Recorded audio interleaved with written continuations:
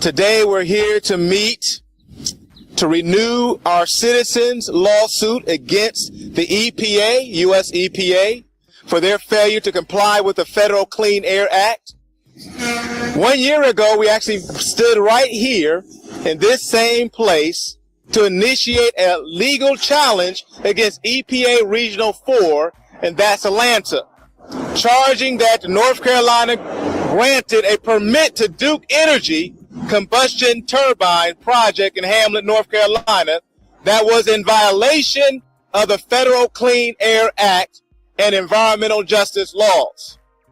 So that petition said then, in sum, the permit allows excessive emissions of air pollutants that are having a negative impact on the public health and allows an ongoing environmental injustice, and we called the EPA then to object the permit, and it's been over 300 days and no response.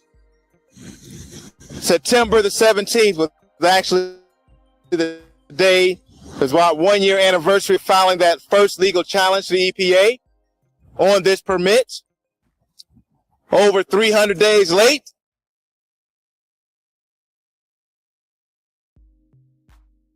still no action. So who is going to hold Duke accountable? It's obviously the state's not holding them accountable. The EPA Regional 4 is not holding them accountable. And the EPA is extremely slow. I have here the petition that Pastor Rogers has just referred to. And it is dated September the 17th, 2015. Just 1 year after our original petition under Section 505 of the Clean Air Act.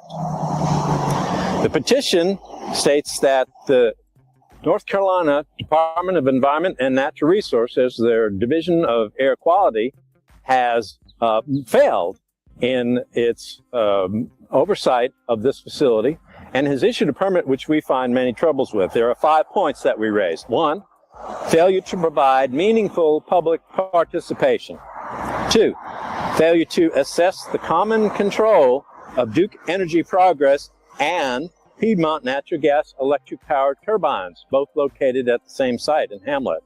3, failure to require alternative compliance procedures under the Clean Air Act. That would be maximum achievable control technology to reduce the pollutants coming from the plant and reducing their impact on health. And finally, failure to address environmental justice issues. Lack of EPA response, 300 days, as Pastor Rogers has just pointed out. We submitted that document on September 2014, and over a year later, all we have gotten back is a pro forma or simply a courtesy letter saying, we got your letter, and we're too busy to deal with it. I think it is exactly what characterizes it. Failure to assess common control of Duke Energy Progress and Piedmont Natural Gas. There were several turbines which were removed from the power plant permit, which we dispute, and our petition goes into some length about that very subject. This is an illegal act. The failure to require alternative compliance procedures under the Clean Air Act. The combustion turbines operated by Duke Energy Progress emit enormous amounts of volatile organic compounds. They are powered by liquid fuel, mostly diesel, and more natural gas. Natural gas was supposed to be a cleaner fuel, but it's turned out to be not a cleaner fuel because many thousands of pounds of formaldehyde is emitted into the air every single day that plant operates. Also benzene, a known human carcinogen, in addition to nitrogen oxides and many other compounds which are have a negative effect on human health. There's a failure to address environmental justice issues. The core of environmental justice is that there should not be a disproportionate impact on any ethnic group. In this case, we're talking about population of Richmond County, for example, which is 31% black, which is 41% above the state average, and 28% of the residents live below poverty level compared to the statewide level of 16.8%. In other words, Richmond County has 47% more of its people living below poverty level than other counties in North Carolina. And I just want to add to that, 86% of those that just live within a 6-mile radius of the power plant are African Americans. That's exactly right. The closer you get to the plant, the more stark is the comparison. For example, in the town of Dobbin Heights, That's right. 83% of the residents are African American. 32% of the population is below the poverty line.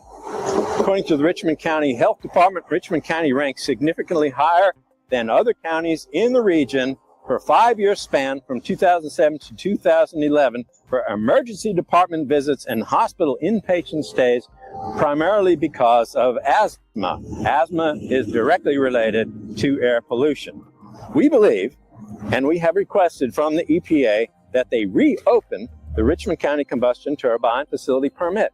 This is within the power of the United States EPA. EPA is our backstop against a bad job done by the state of North Carolina. So one or the other has to do the right thing here. We also feel that the disproportionate impact should be corrected by a disproportionate amount of pollution control. That is, to make up for the disproportionate impact of the pollution on the community, there should be an extra level of pollution control, and that would be the maximum achievable control technology, which the state of North Carolina has failed to require, and now the EPA seems to be playing cat and mouse with us in terms of their failure to respond. We will not give up until the EPA responds, and we will be doing further things in the upcoming months. Eddie, my name is Debra David. I'm the treasurer of the Concerned Citizens of Richmond County, a resident of Hamlet, and I want to speak a little bit on Duke Energy. Ever since Duke Energy shift to natural gas, the pollution has tripled in that county, and I've been living there all my life, and in the past several years, the pollution has got worse. I have an associate, Kim McCall, a member of the Concerned Citizen of Richmond County that live within a half a mile of Duke Energy plant. She's been having respiratory problems in the past year, more than I ever seen. I never known her to have any asthma or any kind of breathing problems until the past year from this pollution coming from Duke Energy. I believe, and she also believes, and other members of our group believe, that the health problems are coming from the pollution that Duke is producing out there in that area. And our group has tried for over a year to make sure Duke and the state is held accountable. But it's shameful that the EPA region has also dropped the ball. What I've seen out there, and I've seen it with my own eyes, I drove out there and I've seen smoke and I smelled the smoke. Of course, I went there this morning, but it looked like fog in some other areas. But when I went out there, it smelled like smoke. I went to go pick up the flyers. It smelled like smoke out there this morning, and I seen a long line of smoke going straight across and nothing on the outsides of it. We know that formaldehyde is one of the big toxins coming out of a natural gas-fired power plant. And so some of the testing we will initiate. Apparently, we're left to our own devices. EPA won't listen or is too busy to listen, and I think we're left to our own devices. And so, like we have done in other places, we will begin doing our own testing program.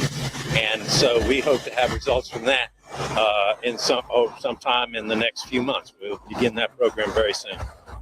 But the one thing about it in Richmond County, our asthma rate is so high, nobody's concerned about it. Everybody getting asthma, not even worried about it. Duke Energy is part of the problem. It seems like the EPA is ignoring us. But we are not going to stop. We're going to keep going, because the Concerned Citizen of Richmond County and all the surrounding county, we're not going to let Duke dump this on us like this. We're going to keep fighting.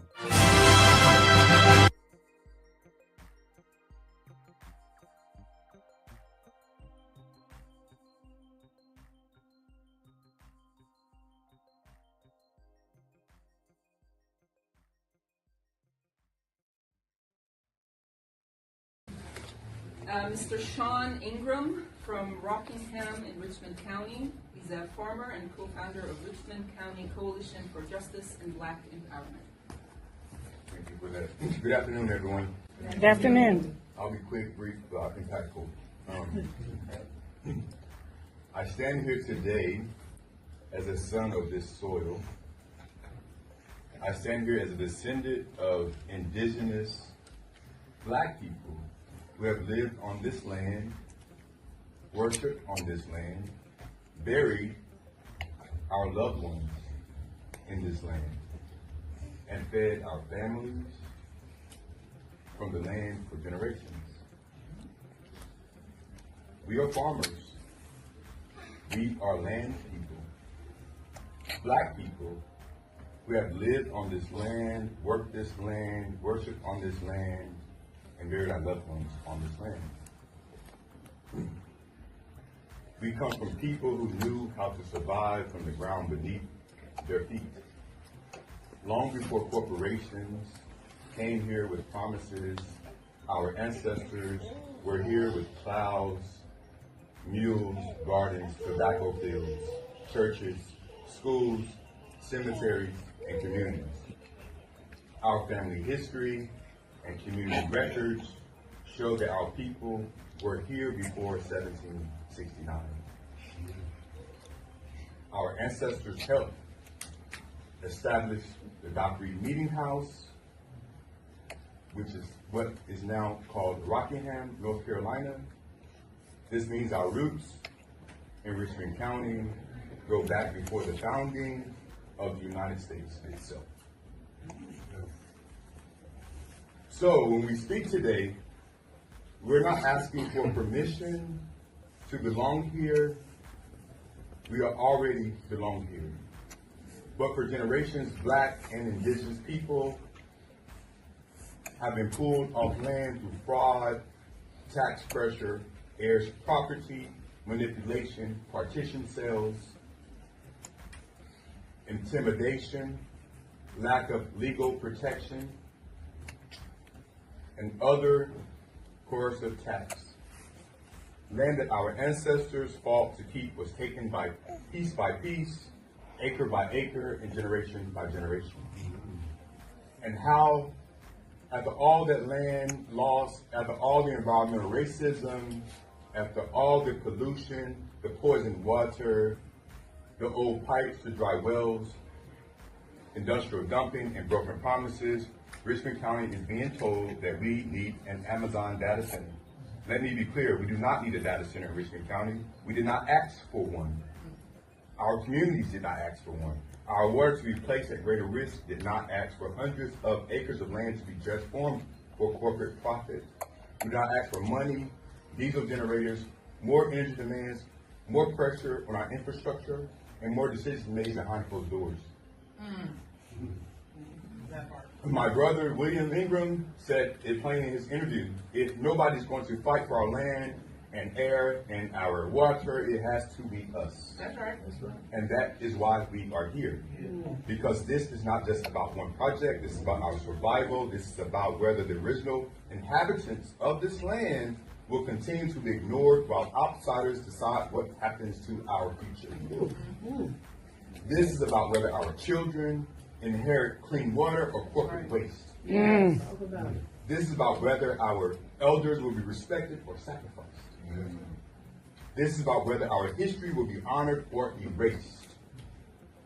We are not against jobs, we are not against opportunity, but we reject the idea that economic development must come at the expense of Black, indigenous, working class, and farming communities. Most of all, we deserve the right to say no. No to environmental racism, no to corporate land grabs, no to development without consent, and no to sacrificing our water, our farms, our cemeteries, our communities, and our future. We have been demanding justice for generations. We are still demanding justice today. I've lost my grandmother, my grandfather, and my mom due to this. So this water problem is much bigger than Flint, and I said yes. You know, every time they drank sink water, they would vomit. So I knew something was going on before it became a public thing, you know. My whole thing is, it's been well over 12 years why we ain't got no settlement, why they ain't came and told us what the deal is. They're everywhere. All of us have been exposed to them. It's just the fact that people in this community are drinking it. Yes, everybody get out, sign the petitions, work for Cedar Creek and East Fayetteville. Let's get our water back. Since I've lost my grandmother. On one final welcome to Richmond.